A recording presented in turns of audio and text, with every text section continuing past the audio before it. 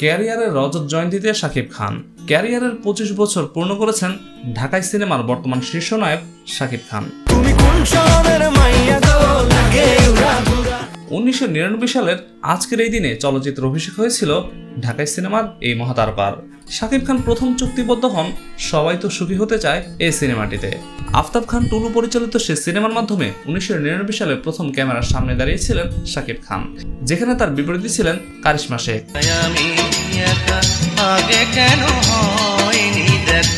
তবে শাকিবের প্রথম মুক্তিপ্রাপ্ত সিনেমা ছিল অনন্ত ভালোবাসা, যেটি মুক্তি পেয়েছিল ১৯৯৯ সালের ২৮ মে।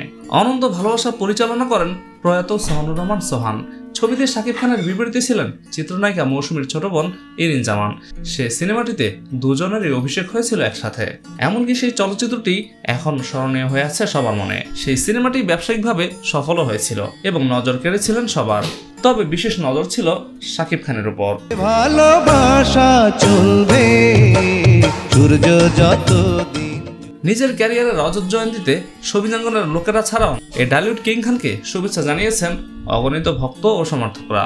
ইন্ডিয়া ও যুক্তরাষ্ট্রের ভক্তরা তার সফল ক্যারিয়ারে রজত জয়ন্তী উদযাপন করেছেন। সেই ছবি এবং ভিডিও প্রকাশ করেছেন সোশ্যাল মিডিয়াতে।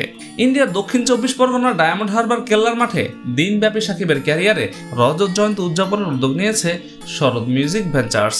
অন্যদিকে শাকিবের আরেক ভক্ত এফ এ ফারজানা যুক্তরাষ্ট্রের নিউ ইয়র্ক থেকেও শাকিবের ২৫ বছরের সাফল্যগাথা ক্যারিয়ার উদযাপন করেছেন বেশ।